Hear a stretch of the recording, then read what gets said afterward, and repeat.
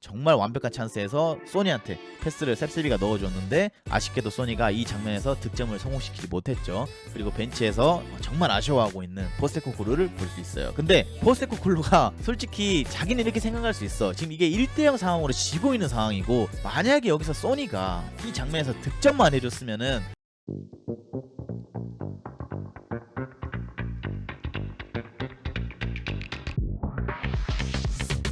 일단 어제 첫 장면을 보면은, 이 장면은 뭐 문동우님이 오늘 저녁에 영상에 올렸던 부분과 또 비슷한 부분인데, 솔직히 지금 압박하는 형태를 보면 개판이긴 해요. 지금 보시면은 손흥민 선수가 골키퍼까지 압박을 강하게 프레싱을 들어가고 있고, 픽포드가 워낙 발밑이 좋은 골키퍼인가 옆에 있는 중앙 수비수한테 볼을 툭 건네줍니다. 근데 지금 여기서 보시면은 비어있는 선수가 몇 명이냐라고 봤을 때 너무 많은 선수가 지금 여러분 비어있는 모습을 보게 되죠. 여기도 비어있고 여기도 비어있고. 그러니까 지금 이렇게 메디슨 혼자서 두 명의 선수를 지금 감당해야 되는 이 상황 자체가, 이 토트넘의 압박 체계가 완벽하게 무너졌다는 걸 좀 볼 수 있죠. 그래서 이 선수한테 공이 만약에 가게 됐을 때 메디슨이 이걸 압박을 강하게 간다고 해도 늦게 되고, 여기서 이 중앙 수비수는 여유롭게 다시 한번 토트넘의 압박에 헤쳐나와서 공격적인 빌드업을 할 수가 있는 거죠. 그래서 여기서도 보시면은 이렇게 빌드업이 진행이 되고 공이 이렇게 픽포드로부터 중앙 수비한테 넘어갑니다. 그리고 뒤늦게 나오는 메디슨. 이게 압박 자체가 워낙 타이트하게 못 들어가고 한 템포씩 늦게 나가다 보니까 이 수비수가 편안하게 공을 잡고 패스를 줄 수 있는 여유까지 생겨버려요. 그러다 보니까 공이 당연히 사이드로 이렇게 전개가 되게 되고, 지금 이제 뒤늦게 뛰쳐나오는 스펜스를 볼 수가 있죠. 그러니까 이거는 무슨 1대1로 맨마킹을 무는 것도 아니고, 그렇다고 지역 방어를 하는 것도 아니고, 라인을 내려앉는 것도 아니고, 애매한 상황에서 선수들이 그냥 계속해서 무지성으로 전방으로 그냥 뛰어나가기만 하는 거예요, 모든 선수들이. 그러다 보니까 지금 미드필드 지역에서도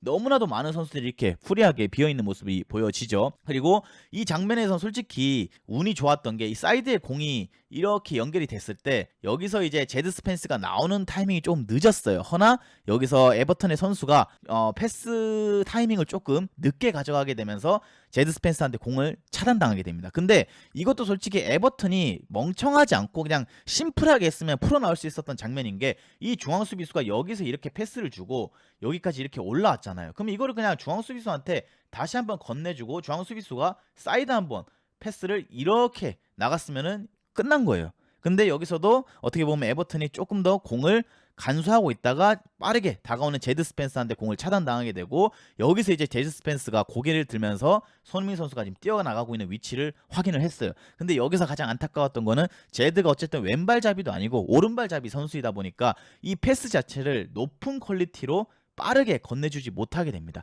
그러다 보니까 여기서 손흥민 선수가 뛰어들어가면서 공을 받았지만 아쉽게도 득점으로 연결되지 못하고 상대 수비수한테 차단당하는 모습을 좀 볼 수가 있죠. 그래서 어제 전반전에 처음으로 좋은 장면이 나왔던 장면이었는데, 이런 장면에서 조금의 디테일만 좀 더해지면은 어떨까라는 아쉬움이 많이 담겨있는 장면입니다. 그리고 다음 장면 같은 경우에도 사르가 어제 중원에서 또 미드필더로 선발 출전하게 됐는데, 지금 솔직히 토트넘의 후방 빌드업 체계 자체가 많이 힘들어요. 무너져 있는 상태야. 왜냐하면은 어제 에버튼만 봐도, 원래 에버튼의 모에스 감독의 색깔이 뭐냐라고 했을 때는 약간은 내려앉아서 카운터 어택을 주로 치는 팀이고, 그 다음에 선 수비 후 역습을 많이 노리는 팀인데, 어제 모에스는 그냥 당돌하게 1대1로 상대를 휘몰아쳤어요. 공이 있는 쪽은 무조건 한 명의 맨투맨 수비수가 붙어가지고 상대 포백 라인이 혹은 3백 라인이 제대로 된 빌드업을 하지 못하게 강하게 프레싱하는 모습을 보여줬고, 강한 프레싱이 들어오다 보니까 어쩔 수 없이 사르도 당연히 제대로 된 패스를 이렇게 연결하지 못하게 되죠. 그러다 보니까 공이 길게 빠지게 됩니다. 그러고 나서 이제 공이 길게 빠졌을 때 차단당하게 되고, 린스트롬 선수한테, 린스트롬이 짧게 옆에 있는 망갈라 선수한테 공을 건네게 됩니다. 그래서 여기서 어떻게 보면 망갈라가 진짜 똑똑했던 게, 이렇게 들어오는 공을 본인이 잡지 않고 휙 그냥 흘려버리면서 뒤에 있는 게헤한테까지 연결이 되게 되죠. 그리고 게헤한테 공이 연결이 됐을 때 여기서 이제 수비 라인이 가장 안타까웠던 거는, 어제 전반전에 3팩과 4팩을 계속해서 번갈아 가면서 포스텍이 쓰다 보니까 포로라든가 예를 들어서 제드 스펜스 이런 선수들이 공격적으로 올라갔다가 이 내려오는 게 너무 늦어요. 왜냐하면 이 선수들한테 너무 많은 역할을 부여를 하다 보니까 이렇게 공이 사르가 중원에서 빌드받아 잘렸을 때 내려오는 게 어떻게 보면 느릴 수밖에 없고, 늦게 내려오다 보니까 당연히 중앙 수비수의 간격이 많이 멀어질 수밖에 없죠. 그러다 보니까 지금 현재 칼버트 루인이 프리한 찬스를 맞이하게 되는 모습이 보여지죠. 그러니까 이게 애초에 경기를 시작할 때부터 포백으로 나왔으면은 아치 그레이랑 드라구신 혹은 벤 데이비스의 거리가 이렇게까지 멀진 않았을 거예요. 근데 지금 본인들이 빌드업을 하다 공을 잘리다 보니까 다시 수비로 정비하는 상황에서 이렇게 간격이 멀어져 있는 모습을 볼 수가 있죠. 그리고 게헤가 완벽하게 지금 칼버트 루인한테 스루 패스를 넣어주게 되고, 드라구신도 맨투맨을 놓쳤고, 그 다음에 아치그레이도 여기 서 있어야 되는데 아치그레이 지금 위치를 보면은 상대 공격수와 골대 여기 지금 서 있는 게 말이 안 돼요. 그러니까 골대가 지금 여기 있는데 아치그레이가 더 안쪽에 서서 칼버트 루인이 오른발잡이니까 오히려 칼버트 루인이 공을 밖으로 치고 난 뒤에 여기서 슈팅을 할 수 있게 만들어줘야 되는데, 오히려 칼버트 루인보다 좀 더 밖에 위치해 있으면서 이 패스를 건네주게 되고, 여기서 이제 칼버트 루인의 환상적인 원맨쇼가 나오게 되죠. 접고 그 다음에 다시 한번 접으면서 아치그레이를 집으로 보내버렸고, 여기서 반박자 빠른 슈팅으로 본인의 첫 번째 에버튼 득점을 만들어냅니다. 그리고 더 가까운 장면에서 봐보시면은 지금도 보시면 아치그레이 포지셔닝이 너무 아쉽긴 해요. 근데 이건 어쩔 수 없는 게, 지금 보시면 이게 지금 아치그레이, 그 다음에 드라구시, 그 다음에 이 옆에 벤 데이비스가 서 있어요. 그러니까 3백 형태에서 4백 형태로 전환되는 이 상황에서 본인들이 자리를 빠르게 잡지 못할 수밖에 없어요. 애초에 토트넘은 3백 형태의 포지션을 추구하는 팀이 아니고 4백 형태의 포지셔닝을 추구하는 팀이다 보니까 당연히 자연스럽게 수비로 전환하는 과정에서 맨투맨을 놓칠 수밖에 없는 상황이 생겼죠. 그리고 들어왔을 때 아치그레이가 여기서 한번 제쳐지고 또 접었을 때 또 제쳐지게 되면서 사실상 칼버트 루인이 아치그레이를 집으로 보내버리게 되는 상황이 되죠. 그리고 여기서 칼버트 루인이 진짜 깔끔했던 게, 그냥 어떻게 보면 반박자 빠르게 먼쪽 포스트 보고 이렇게 때리는 게 아니라 가까운 골대로 골키퍼가 타이밍도 못 잡은 상황에서 때려버립니다. 땅볼로. 그러다 보니까 킨스키 골키퍼가 반응도 하지 못하고 골을 먹어버리죠. 그래서 이렇게 첫 번째 실점을 하게 되고 또 어렵게 경기를 시작하게 되는데, 여기서도 보시면 지금 3백에서 4백으로 또 전환이 되는 상황이에요. 그러다 보니까 아치그레이랑 지금 현재 드라구신의 위치가 너무 가까워요. 그리고 지금 여기 보시면 포로가 화면 끝에 살짝은 보여지는데, 포로가 이렇게 애매한 위치에 지금 들어와 있다 보니까 아치그레이라든가 드라구신 여기서 공을 잡았을 때 이렇게 공을 지금 줄 수가 없는 상황이에요. 왜? 중앙에 지금 은디아이가 애매한 위치에서 포로한테 패스를 가는 길목을 차단하고 있기 때문이죠. 근데 여기서 어제 보면은 클레셉스키가 이런 위치에서 이렇게 내려와서 공을 받아주기는 하는데, 그랬을 때 포로랑 스위칭 플레이가 너무 자연스럽게 못 일어나고 있는 것도 토트넘의 현재 강한 문제점이죠. 그리고 아치그레이가 다시 한번 줄 데가 없으니까 옆에 있는 벤 데이비스한테 공을 빠르게 건네주죠. 그래서 어제는 솔직히 벤 데이비스는 좀 좋았던 거는, 자기한테 공이 왔을 때 어디로 공을 보내야 되는지에 확실한 목표가 있었다라고 저는 생각을 하거든요. 그래서 벤 데이비스가 에라 모르겠다, 지금 우리 빌드업도 안 되고 3백 체계도 많이 망가졌고 나는 그냥 잡고 빌드업 하기보다는 전방에 있는 흥민이 형 보고 뒷공간에 길게 때려야 되겠다 해서 손흥민 선수가 움직이는 침투하는 공간에다가 롱패스를 쫙 뿌려주게 됩니다. 근데 여기서 이제 나는 솔직히 손흥민 선수가 전반전에 어제 득점을 해낼 거라고 저는 믿었어요. 왜? 손흥민 선수가 한창 몸이 좋을 때 이런 각도에서 잡아서 이렇게 밀고 나가다가 그냥 왼발로 골키퍼 그 가까운 포스트 쪽으로 깔아서 때리면서 득점을 하는 경우가 상당히 많았었거든요. 근데 여기서는 좀 아쉽게도 손흥민 선수가 스피드를 붙여서 쭉 치고 나갔는데 골키퍼가 각도 너무 잘 잡았고, 여기서 이제 뒤에서 따라오는 수비수가 끝까지 손흥민 선수를 추격하게 되면서 깔끔한 태클을 하게 되죠. 근데 여기서 좀 아쉬웠던 거는, 각이 근데 솔직히 이쯤에서 손흥민 선수가 슈팅 각이 나왔다라고 하면은 반대편 골대도 노려볼 수 있는 상황이었는데, 지금 너무 골대랑 어떻게 보면은 먼 거리에서 슈팅 각이 나왔죠.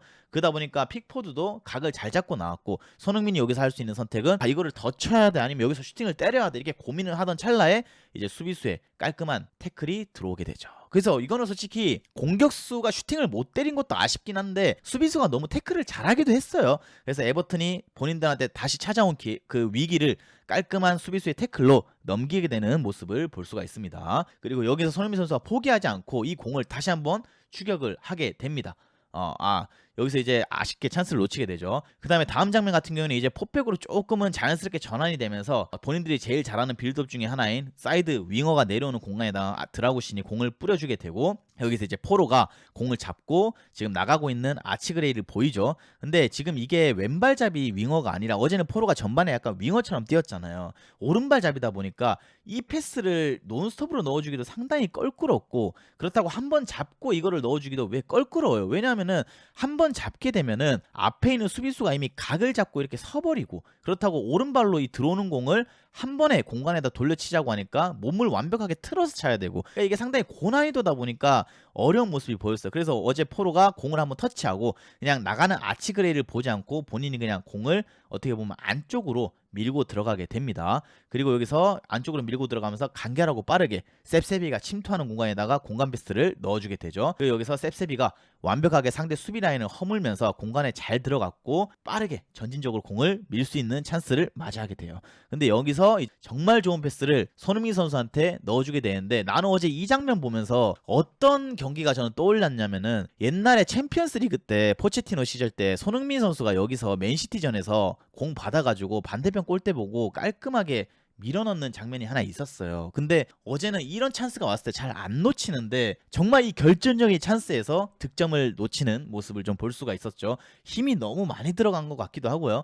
그래서 여기서 손흥민 선수가 마음 놓고 슈팅을 때렸으나 픽포드 골키퍼 손에 강하게 걸리는 모습을 볼 수가 있죠. 그리고 상당히 좋아하고 있는 픽포드. 근데 이거는 픽포드가 지금 수비수들한테 야 너네 수비 위치 똑바로 안 잡냐, 이게 지금 뭔 상황이냐, 클세스키는 누구 멘트며 손흥민 선수는 누구 멘트냐라고 지금 강하게 선수들을 비판하고 있고, 이 로테이션은 너무 좋았어요. 그러니까 아치그레이가 인버티드로 들어와서 한 번 더 여기서 그치지 않고 공간으로 파주니까 상대 수비수가 당연히 아치그레이한테 끌려올 수밖에 없고, 그 장면에서 이선에 있던 클루셉스키가 공간 침투하는 장면을 볼 수가 있었고, 이런 좀 약간 디테일하고 원활한 로테이션이 좀 많이 돌아야지 이 어떻게 보면 단단한 에버튼의 수비 라인을 깨 부술 수가 있었는데, 어제 이런 장면이 좀 많이 나오지 못했다라는 게 어떻게 보면 토트넘한테 가장 아쉬운 부분 중 하나라고 저는 생각을 합니다.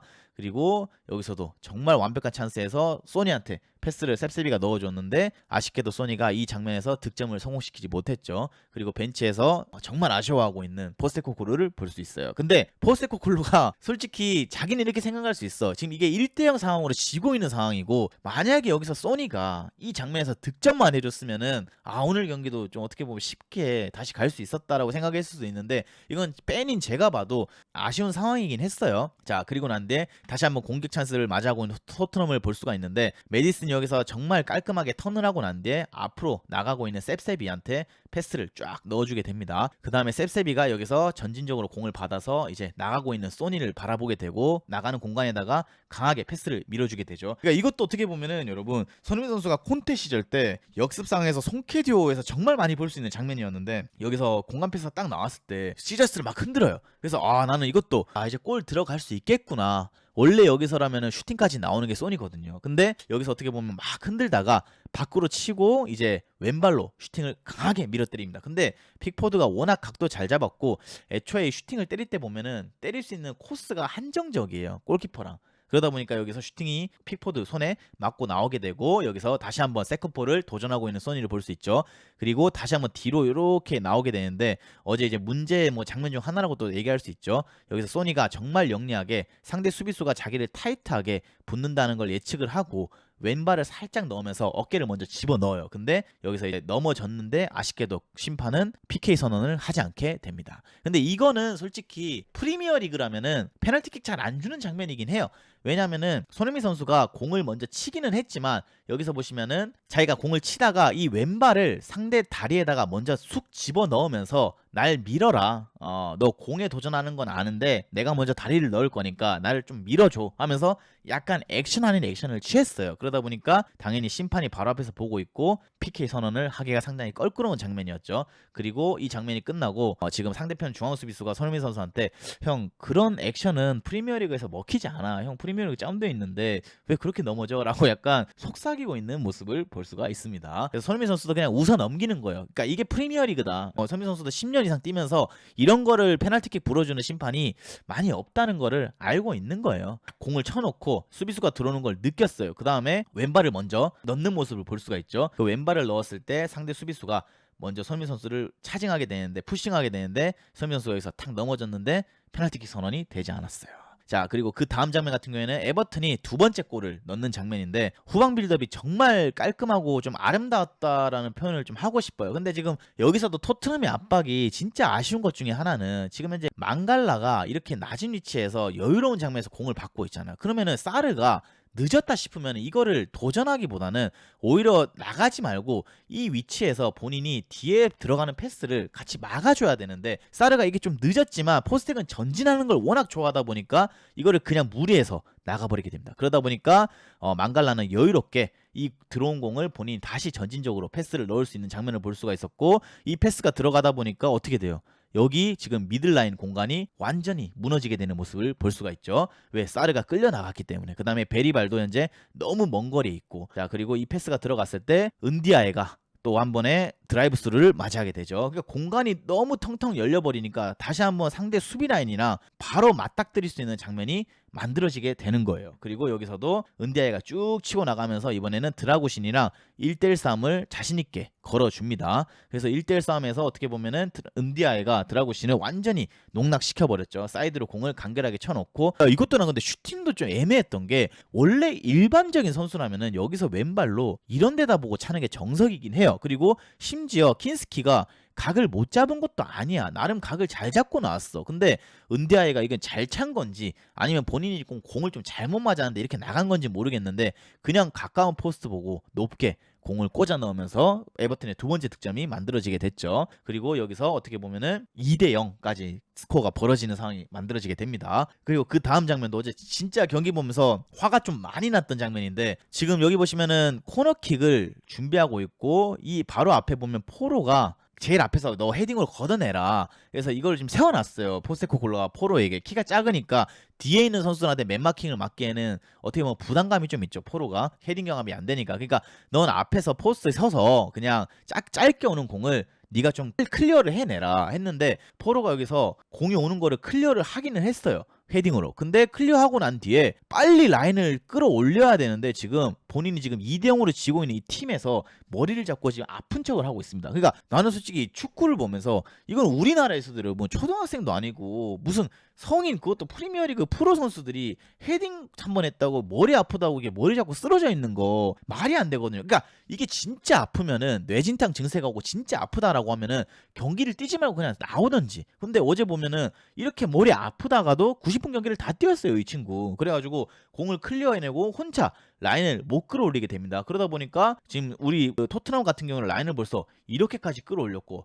지금 에버튼은 천천히 나오고 있는데 아직까지 포로는 앉아 있어요. 그러다 보니까 여기서 에버튼의 다시 한번 날카로운 크로스가 또 한번 올라오게 되죠. 그리고 올라오다 보니까 여기서 타코스키가 공을 떨어뜨려주고 아쉽게도 이게 운이 없었던 장면인데 아치그레의 마지막 터치로 인해서 자책골이 만들어지게 됩니다. 근데 여기서도 진짜 짜증이 나는 것 중에 하나는 야 이게 만약에 이게 다 크로스 올리는 타이밍인 장면을 제가 캡처한 건데 포로가 그냥 머리만 안 잡고 얘네들이랑 똑같이 라인만 올렸어도 이 뒤에 있는 모든 선수들이 다 업사이드 라인에 걸려 들어가는 거예요. 드라고신이 가장 마지막에 라인에 있게 되는 거고 근데 포로가 자신의 아픔을 토로하다가 라인을 늦게 올리게 되고 어떻게 보면 포로 때문에 실점 상황이 일어났다라는 걸 좀 말씀을 드리고 싶어요. 그래서 이 정도 팀에 있고 이 정도 급여를 받으면서 프로페셔널하게 뛰는 선수들이 이 코너킥 헤딩 한번 걷어냈다고 해서 저렇게 쓰러져 있는 거 팀이 2대 0으로 지고 있을 때 저거는 제가 봤을 때 좀 밉상인 행동이다라는 걸 말씀을 드리고 싶습니다. 그리고 난 뒤에 이제 다음 장면 같은 경우는 이제 후반전에 좋았던 거는 히샬리송이 경기에 빠르게 투입이 되게 됩니다. 그래서 전반전에는 솔직히 손흥민 선수가 원톱에 뛰다 보니까 이런 볼들이 들어왔을 때 솔직히 손흥민 선수가 포스팅 플레이를 잘하는 선수가 아니잖아요. 애초에 등딱을 잘하는 선수도 아니고 그러다 보니까 공을 많이 지켜주는 장면이 거의 안 나왔었는데 후반에 히샬이 들어오고 난 뒤에 이런 공들이 들어왔을 때 상대 중앙 수비들이랑 좀 싸움을 해주더라고요. 그러다 보니까 자기한테 들어온 공을 다시 사르한테 건네줄 수가 있고 사르가 측면에 나가는 메디슨한테 다시 공을 연결해주게 되죠. 그래서 여기서 메디슨의 전매 특허인 접기가 한번 차는 척하고 접었다가 그 다음에 상대 수비수 완전히 그냥 넘어가는 모습을 볼 수가 있고, 여기서 상대 타이밍을 무너뜨리고 다시 한번 사이드로 치고 난 뒤에 낮고 빠른 크로스를 올렸죠. 허나 아쉽게도 수비수한테 잘리게 되는 모습. 그리고 그 다음 장면도 어떻게 보면 베리발이 중앙에서 빠르게 나가고 있는 셉셉이의 뒷공간을 향해서 낮고 빠른 발등킥을 때리게 됩니다. 라이너킥이라고 하죠. 그 다음에 셉셉이가 공을 잡고 빠르게 왼발로 안쪽으로 치고 들어오면서 1대1을 걸어주고 있는 모습. 그리고 지금 빠르게 들어가고 있는 히샬리송을 향해서 크로스인지 슈팅인지 좀 애매하긴 한데, 제가 봤을 때는 셉셉이는 슈팅을 했던 것 같아요. 그런데 좀 미끄러지면서 공에 힘이 안 붙게 되고, 어떻게 보면 이게 히샬리송 머리에 닿을 듯 말 듯 공이 들어가게 되는데, 아쉽게도 히샬리송 머리엔 닿이지 않았고, 여기 어떻게 보면 뒤에 공이 쭉 흐르게 되는데 뒤에 흐르는 공을 무어도 받아먹지 못하게 되는 모습을 볼 수가 있죠. 이거는 거의 뭐 이마에 닿아야 되는 게 아닌가.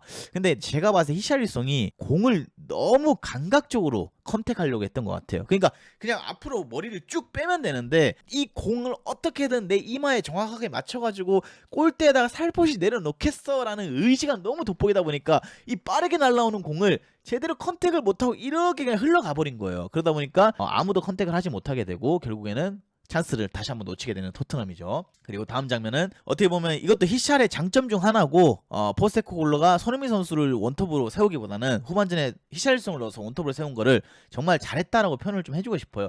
이렇게 지금 갈 데가 없을 때 측면에서 포로가 지금 전방에 있는 히샬리송이 어떻게 보면 싸움이 되다 보니까 이런 공들을 그냥 툭 찍어서 히샬리송 가슴팍에다가 갖다 주잖아요. 그러다 보니까 히샬이 키도 있고 어떻게 보면 포스팅이 되다 보니까 머리로 살짝 떨어뜨려주면서 다시 한번 토트넘이 빠른 공격 찬스를 맞이하게 되고, 지금 보시면 후반전에 이제 선수 교체가 좀 일어나고 쭉 나가게 되는 클루세스키가 손흥민 선수를 보게 되고 공간에 패스를 찔러 넣어주게 되죠.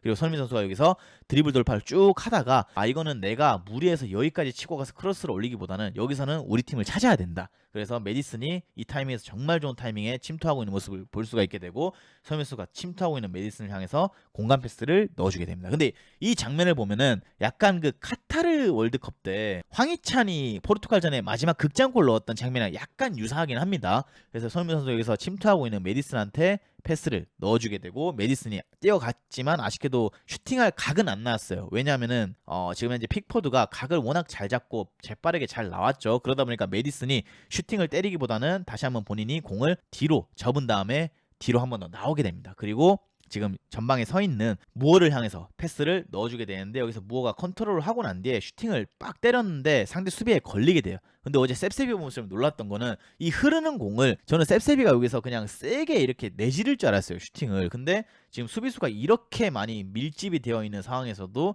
정말 침착하게 이 장신 수비수들 머리 위로 공을 넘겨버리면서 아름다운 득점을 하게 됩니다. 그래서 셉셉이도 그래도 나름 감각이 있구나, 축구가 진짜 많이 늘고 있구나 라는 게 좀 많이 느껴지지 않았나. 그래서 여기 가까운 장면에서 보시면은 셉셉이가 공을 툭 건드렸는데 지금 타코스키 머리 넘었죠, 브랜스도웨이트 공 머리 넘었죠, 그 다음에 또 하나의 장신 선수 머리 위로 공이 지나가게 되는 모습을 볼 수가 있죠. 그래서 셉셉이도 정말 어제 보면은 여유 있고 센스 있는 모습을 이 골 장면에서만큼은 보여주지 않았나. 진짜 이게 여러분, 진짜 몸에 있는 모든 힘을 다 빼고 최대한 릴렉스한 자세로 그냥 인사이드 공을 툭 갖다 댄 거예요. 그러다 보니까 공이 타운을 그리면서 위로 쭉 넘어가게 되고 마무리가 되죠. 그 다음에 어제 셉셉이 말고 히샬리송이 팀의 두 번째 골을 넣었던 장면인데, 코너킥에서 손흥민 선수가 짧게 무어한테 공을 주고 본인이 다시 한번 공을 받게 됩니다. 그 다음에 나가고 있는 무어를 향해서 다시 한번 공을 주게 되고, 무어가 여기서 강한 크로스를 먼 쪽 포스트 보고 이렇게 올리게 됩니다. 그러다 보니까 돌아가는 히샬리송이 이걸 포착하고 들어가면서 해발슛을 때리게 되고 팀의 만회골이 들어가게 되는 모습을 좀 볼 수가 있었죠. 그러고 이제 경기가 마무리가 되는 모습을 좀 볼 수가 있었는데, 어제 솔직히 경기를 보면서 좀 아쉬웠던 거는 전반전부터 토트넘이 본인들이 원래 해오던 이 전술 기조로 나갔으면은 과연 3골을 먹었을까라는 모습. 그 다음에 이건 뭐 항상 말씀드렸던 거지만 전방 압박 체계, 진짜 뭐 아니면 도 이런 느낌의 전방 압박은 더 이상 이 프리미어리그 수준에서 통하지 않는다라는 거를 또 한 번 느꼈고, 그 다음에 아쉬웠던 거는 이게 지금 원톱 공격수 부재가 있잖아요. 솔랑케도 훈련하다가 부상을 당했고, 그 다음에 유일하게 쓸 수 있는 건 히샬리송이었는데 히샬리송도 부상에서 복귀한 지 얼마 안 됐기 때문에 몸 상태가 100%가 아닌 이 상황에서 히샬리송이라도 어떻게 보면은 전반전에 투입을 했으면은 좀 어땠을까라는 아쉬움도 있어요. 진짜 지금 보면은 어제 소니를 전방 원톱에 쓰긴 했지만 원톱 소니를 쓰면서 많은 재미를 못 본 것도 사실이었고요. 그래서 히샤를 차라리 전반에 넣어가지고 그냥 후반전에 빼는 한이 있더라도 전반전부터 좀 휘몰아치면서 본인들이 점유를 하면서 경기를 했으면 어땠을까. 그리고 진짜 두껍지 못한 얇은 이 벤치 스쿼드가 어떻게 보면 토트넘이 또 가장 아쉬운 부분이 아닐까. 넣을 선수가 없어요. 지금 벤치를 보면은 어떻게 보면 지금 유치원이라 부를 수 있는 이 어린 선수들을 끌어올려가면서까지 벤치에 앉혀야 되는 이 토트넘의 상황을 보면은 지금 참담하다라는 생각밖에 안 든다라는 말씀을 좀 드리고 싶습니다. 저는 이제 포스텍이 뭐 당장 지금 잘리냐 안 잘리냐를 우리가 논했을 때는 당장 포스텍을 자를 것 같진 않아요. 왜냐하면 레비도 언론은 의식 안 할 수가 없고 자신이 지금까지 해왔을 때 무리뉴를 그렇게 결승을 앞두고 내쳤죠. 그 다음에 좋은 결과를 맞이 못했습니다. 리그컵을 못 따왔고 그걸 봤을 때 당장 리버풀전 카라바오컵까지는 포스테코글로한테 힘을 실어줄 거예요. 앞에서라도. 그러니까 뒤에서는 수뇌부에서 어떤 논의가 진행되는지는 저도 모르지만 앞에서만큼은 언론들 혹은 포스테코글로 선수들 앞에서만큼은 카라바오컵에 집중하자. 이런 식으로 얘기를 할 겁니다. 근데 혹여나 카라바오컵이 잘못되고 그 다음에 있는 리그 경기에서 다시 한번 토트넘이 이런 결과를 맞이하게 된다라고 하면은 저는 포스테코글로의 미래가 그렇게 밝게 보이지만은 않는다. 왜냐하면은 지금 포스테코글로가 토트넘 최근 한 20년 역사 동안에 가장 좋지 않은 리그 순위를 지금 기록하고 있는 감독이에요. 근데 토트넘이 이렇게까지 참을성이 많았던 구단은 아니거든요. 웬만큼 못했으면 내보내는 게 토트넘인데 지금 토트넘이 많이 참아주고 있는 상황이라고 저는 생각을 해요. 그리고 오늘 포스테코글로의 인터뷰를 보면 아시겠지만 지금 포스테코글로 인터뷰에서 지금 부상자가 너무 많다. 그리고 겨울이적 시장 기간이 더 이상 10일밖에 안 남았는데 이 10일 안에 우리는 정말 좋은 선수들을 영입해 줄 거라고 믿는다. 나는 구단에게 이런 말을 하는 거를 좀 볼 수가 있는데 제가 봤을 때 토트넘은 이번 겨울이적 시장에서 그렇게까지 많은 돈을 지출하지 않을 거예요. 더 이상. 그러면 그렇게 되면 포스테코글로는 지금 있는 이 상황에서 선수를 최대한 구슬려서 써야 되는데 내비 입장에서도 저는 선수 영입을 그렇게까지 적극적으로 안 해줄 수밖에 없는 게 당장 이 포스테코글로가 리버풀전에 못하고 다음 리그 경기 때 좋은 성적을 못 내게 되면은 잘라야 되잖아요. 그럼 자르게 되면은 새 감독을 모셔야 되고 그 새 감독이 오게 되면은 새 감독이 원하는 선수를 영입해주기 위한 자금을 또 마련을 해놔야 돼요. 근데 이 상황에서 포스텍이 우리 부상자 너무 많아요. 우리 선수 사줘야 한다고 해서 선수를 사주는 거는 쉬운 선택은 아니다라는 게 좀 생각을 많이 하게 돼요. 그러니까 앞에서는 뭐 선수 사주겠다, 뭐 해주겠다 하겠지만 결국 지금 수뇌부에서는 포스테코글로 언제 자를까만 지금 논의를 하고 있지 않을까라는 생각을 좀 해보고 있습니다.